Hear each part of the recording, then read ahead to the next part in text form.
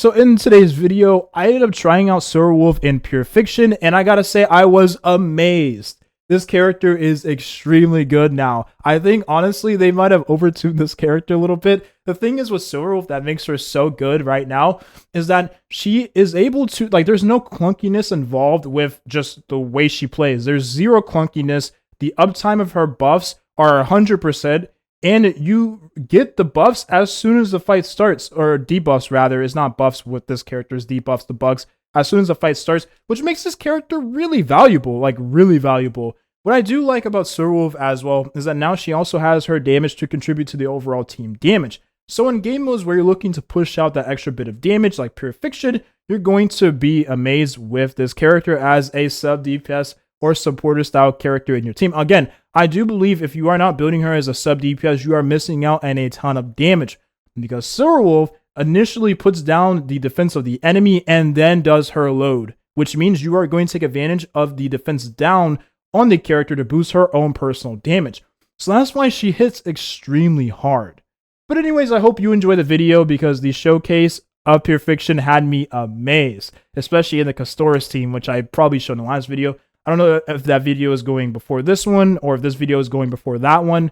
Sponsorships work kind of weird sometimes, and I'm always just like doing different things at different times. Here are the builds of the characters I use in the video. Highest sign with 221 speed. She is using the 5-star Herda Shop light cone because I don't have her signature, and she is Eidolon 1. So she is giving more heals and more HP to the team.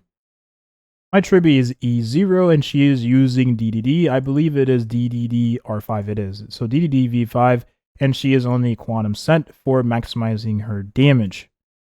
And then my Custoris is E0, and she is on Blade's Light Cone because it gives the highest HP percentage I can have in a 5-star Light Cone. But whenever I do end up buying the Battle Pass Light Cone, which does give her and her Member Spike more crit damage, I will be using that instead on the character if I don't end up going for her signature in the future. And these are her stats. And of course, she is using the typical relic set. And then last but not least, we have Werewolf, who is still in the traditional build I do use her on a very fast sub DPS oriented build with her signature light cone. It is R5 and she is E6, so do take the damage with a grain of salt. But I will say I'm not using her in the video as a hyper carry, so her damage isn't as remotely high as it could be versus some showcases you may see in different videos. So that's all I'm going to say. You can get way more mileage out of this character in a different team setting. It's just that I use her for a supporter even with the amount of investment into the character. Anyways, hope you enjoy the showcase. It's kind of crazy to think about because you have to remember like where we came from with this character. This is a character that's single target, just like single target skill, single target ultimate. And that was really good for just like actually using it in the concept we had at the time, which was in the blast scenarios. But it was like 2 elites sometimes, and you would use that specific like skill to then put the weakness on the enemy and then use the defense down on that enemy to then kill them, nuke that initial target, and then you would then work on the next target as well. And this was a style of play back then. But nowadays, that doesn't exist anymore. There's enemies with many spawns, and they have a ton of HP. So single target damage dealers aren't as good as they used to be. Now, that is until like Archer comes. I'm sure Archer will be extremely strong because he is a newer version of a Hunt limited DPS.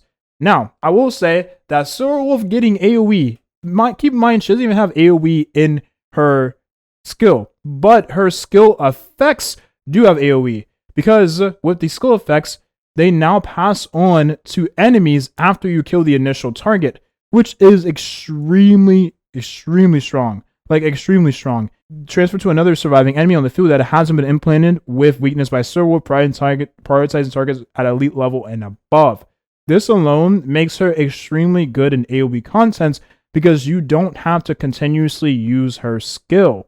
You can kill the initial targets, which, again, if you are placing that onto any mob, right? It's autoplay. You place on any mob, you're going to then spread that initial weakness implant effect into other enemies, which makes her a lot more skill point efficient for the team comps. So you can actually run her in a team with highest sign and it works. She doesn't take up all the skill points from the character. And again, she's one of those characters that doesn't really have trouble generating energy anymore because of her new ability that gives her energy after she takes her turn.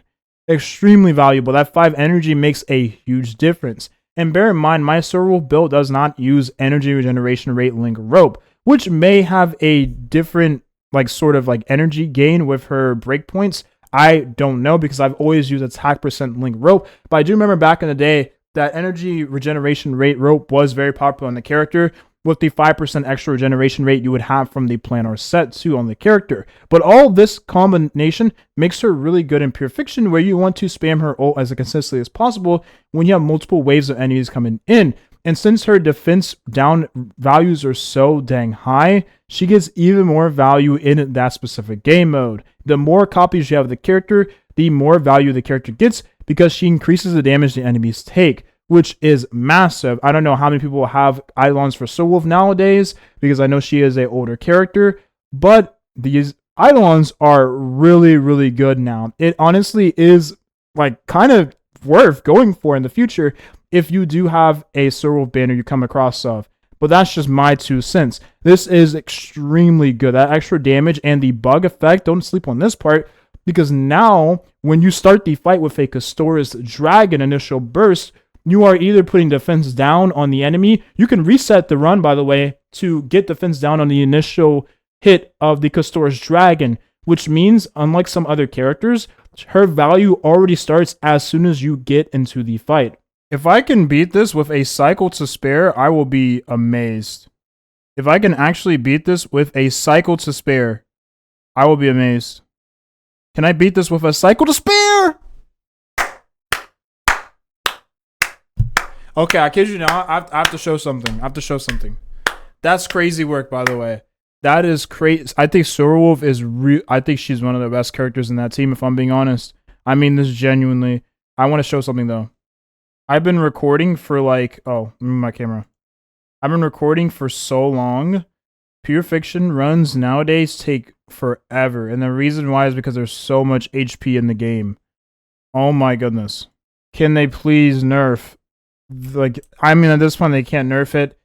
The only issue I have is these Pure Fiction runs take so long. So, like, I go from the first 5 minutes of the run being like, to the next 10 minutes of the run being like, but that's going to be the video here. Hopefully you enjoyed. Silverwolf is back, and now she is great. One of the, and I mean this when I say this, literally, one of the best supports in the game across all contents. We never would have thought that Silverwolf would become one of the best supports in all of the contents. I honestly thought she would just become one of the best supports in 1 or 2 contents, right? In the Memory of Chaos and or the Apocalyptic Shadow. Never would I have thought she would become one of the best supports to use in Pure Fiction as well, following the buffs. And I do believe that tier lists are being a little conservative with the character, and I do also recognize that my Silverwolf does have Eidolons. So that does boost her performance in Pure Fiction, because again, you are getting that extra damage dealt to the enemies with the vulnerability debuff, which is calculated different from your traditional damage increase effect. And I do also recognize that this character does scale harder with the more investment you have via damage, so the damage numbers are a little skewed in my favor because of that. But without those things taken into consideration, the character is extremely overtuned. When I say extremely overtuned, for an E0 character, you are getting a ton of defense shred value, and the less defense shred or defense ignore effects you have on your account, whether that is Light Cone or Relic Choice, you're going to find more value with this character. For instance, if you are not using Custora's 5-star best in slot Light Cone, this character is going to be one of the best characters you can use in a team alongside her, because you are getting a massive amount of defense shred pretty much the whole fight duration without having her signature Light Cone. Her signature Light Cone will of course take into effect that extra defense shred that Silverwolf already provides, so you'll have pretty much true damage, it feels like, against the enemy, with like not taking into consideration like resist down and all that, right? Like Tribby giving resist down. I know Custora's also does have resistance penetration with her ultimate, so you're going to be doing nearly true damage. So it doesn't really feel like you need to have the Harmony main character in your team, because with the defense down you get from Silverwolf and the resist down, Silverwolf also does resist down with her skill too, you're going to be doing what it feels like true damage. And again, she also has her own DPS to add to the overall T damage, so it feels a lot better. But never would I have thought that this character would be really good in Pure Fiction, Because again, all they needed to do was make her good in, again, 1 or 2 contents. But with her being one of the best characters in the game now, her pool value has skyrocketed, and I'm honestly super excited to try her in some other teams, like for instance the Acheron team, which I'll do in another video. But that's it. That's the video here that you're watching, and have a nice rest of your day. Dude, I'm so happy to be back in a Sorwolf meta. You don't even understand. This character is so freaking good. Peace.